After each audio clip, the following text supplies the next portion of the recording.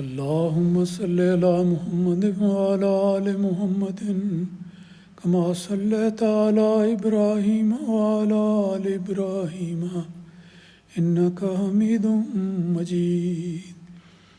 اللهم بارك على محمد وعلى آل محمد كما باركت على إبراهيم وعلى آل إبراهيم إنك حميد مجيد. کل کے درس حدیث میں صفائی کا مضمون بیان ہوا تھا. چند باتیں اس سلسلے میں بیان ہوئی، لیکن یاد رکھنا چاہیے کہ صفائی کا مضمون ایک بہت وسیع مضمون ہے اور ہر قسم کی صفائی ہونی چاہیے، کیونکہ اسی کے ذریعے ہمیں نماز کی اور اللہ تعالیٰ کی خوشنودی کی خوشخبری ملتی ہے کہ کس طرح اللہ تعالیٰ نماز کو قبول کرتا ہے، کس طرح اللہ تعالیٰ کی نعمتیں ہمارے حق میں نازل ہوتی ہیں. آج کے درس میں ایک اور بات جو بعض دفعہ لوگوں کے ذہنوں سے اتر جاتی ہے اس کا ذکر ہے. نبی پاک صلی اللہ علیہ وسلم نے صفائی کے مضمون کے حوالے سے فرمایا، اذستیقظ احدکم من نومہ، کہ جب تم میں سے کوئی شخص نیند سے بیدار ہو، یعنی رات کو سوتا ہے، کچھ دیر نیند کرنے کے بعد جب بیدار ہوتا ہے تو اسے کیا کرنا چاہیے اور کیا نہیں کرنا چاہیے. فرمایا فلا یغمس یدہ فی الاناء حتی یغسلھا ثلاثا، تو اس کے بعد اس کو اپنا ہاتھ کسی برتن میں جس میں پانی ہو یا کوئی اور چیز ہو ہرگز نہیں ڈالنا چاہیے جب تک کہ وہ اپنے ہاتھ کو 3 دفعہ دھو نہیں لیتا. اور اس کی بڑی حکمت بیان فرمائی. فرمایا اس کی حکمت یہ ہے فَإِنَّهُ لَا يَدْرِي أَيْنَ بَاتَتْ يَدُهُ. یہ بخاری اور مسلم دونوں کی حدیث ہے. اس میں حکمت یہ بیان فرمائی گئی کہ کیوں انسان کو ہاتھ 3 بار دھوئے بغیر کسی برتن میں ہاتھ نہیں ڈالنا چاہیے جب وہ نیند سے بیدار ہوتا ہے. فرمایا فَإِنَّهُ لَا يَدْرِي، کہ اسے کچھ معلوم نہیں، أَيْنَ بَاتَتْ يَدُهُ، کہ اس کا ہاتھ سوئے میں کس کس جگہ لگتا رہا ہے، یعنی پاک جگہ تھی، صاف جگہ تھی، یا گندگی والی تھی، یا کوئی بھی ایسی صورت ہو. تو فرمایا کہ چونکہ انسان کے ہاتھ دائیں بائیں ہر طرف جاتا ہے تو انسان کو خیال نہیں رہتا کہ میرا ہاتھ صرف صاف جگہ پر لگ رہا ہے اور بری جگہ پر نہیں. تو اس صورت میں یہ اہتمام کرنا چاہیے. دیکھیں کتنی باریکی میں جا کے رسول خدا صلی اللہ علیہ وسلم نے یہ درس نصیحت ساری امت کو دیا.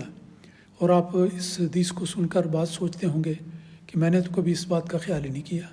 جب سو کے اٹھتا ہوں تو چلو جو چیز آئی اس کو میں نے ہاتھ لگایا.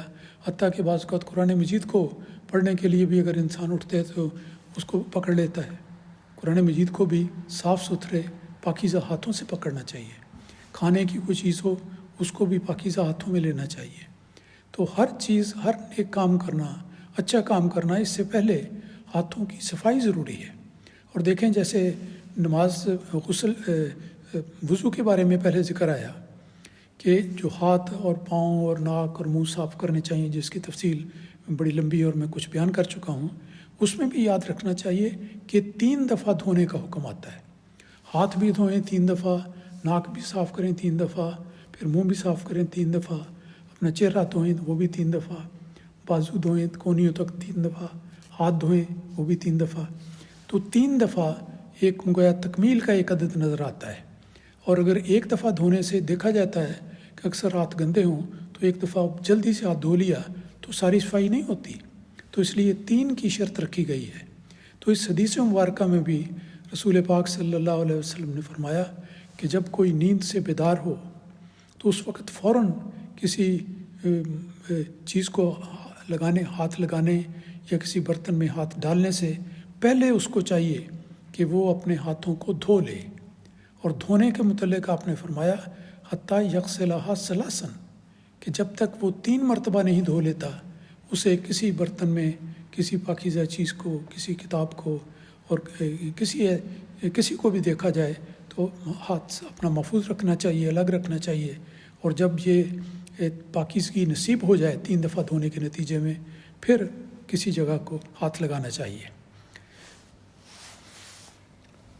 پھر اس کے بعد اگلی حدیث ہم دیکھتے ہیں. اس میں رسول پاک صلی اللہ علیہ وسلم نے ارشاد فرمایا، ذرا قدر لمبی حدیث ہے، میں ترجمہ پڑھتا ہوں.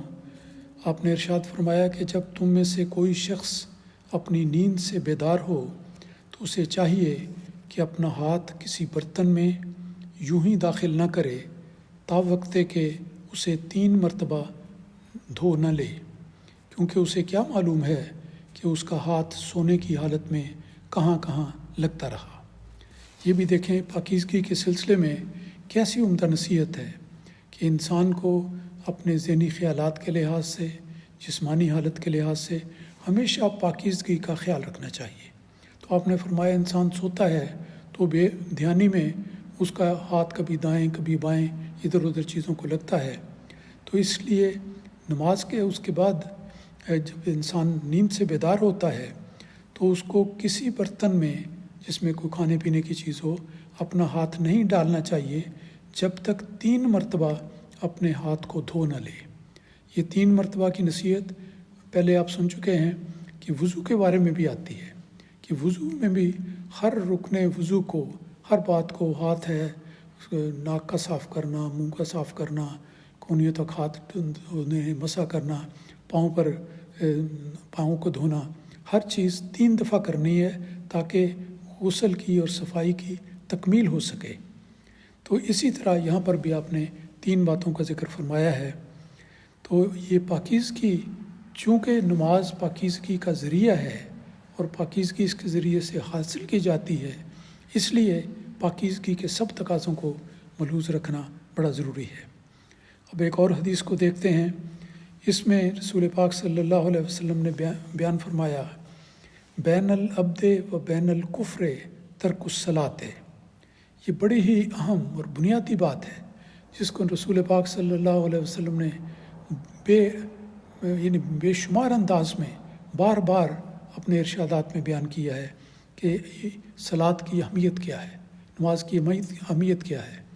حضرت مسیح موعود علیہ الصلوۃ والسلام نے بھی اپنی کتب میں بڑی کثرت سے اس بات کا ذکر کیا ہے. ایک جگہ پر آپ نے فرمایا کہ جو شخص 5 جگانہ نماز کا التزام نہیں کرتا وہ میری جماعت میں سے نہیں.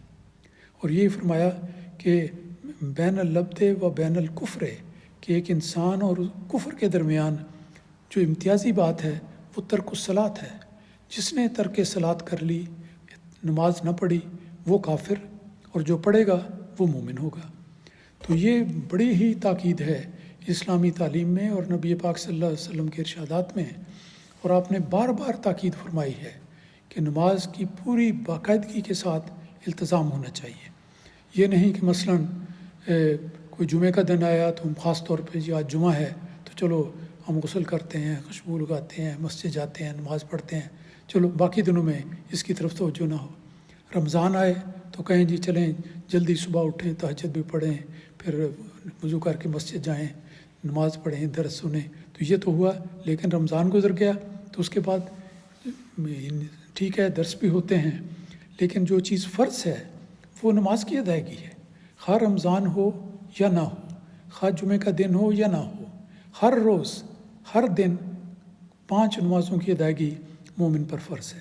اور یہی بات رسول پاک صلی اللہ علیہ وسلم نے اس بڑے ہی مختصر لیکن جامع حدیث میں بیان فرمائی ہے کہ ایک مومن بندے اور کفر کے درمیان اور ایک کافر کے درمیان جو فرق ہے وہ صرف نماز کا ترک کرنا ہے.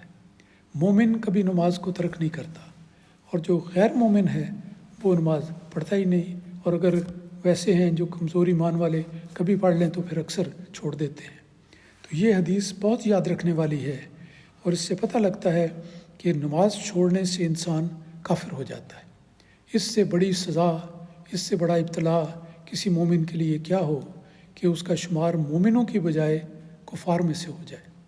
تو نماز کی پابندی ہر چھوٹے بڑے کو، ہر مرد عورت کو، جہاں تک اللہ تعالیٰ نے قرآن مجید میں اور حدیث میں اس سلسلے میں بڑی ہدایات اور قوانین بیان کیے ہیں، ان سب کو مد نظر رکھتے ہوئے ہر مومن مرد اور عورت کو ہمیشہ 5 جگانہ نماز بالالتزام ادائیگی کرنی چاہیے، اور اس میں کسی قسم کا خلا یا وقفہ ہرگز نہیں ہونا چاہیے. تو اللہ تعالیٰ ہمیں توفیق دے کہ ہم نماز با جماعت اور نماز کی 5 وقتہ ادائیگی پر پوری طرح قائم ہو جائیں، تاکہ ہم حقیقی طور پر اللہ تعالیٰ کی نگاہ میں مومن بندے بن جائیں۔ وآخر دعوانا ان الحمد للہ رب العالمین۔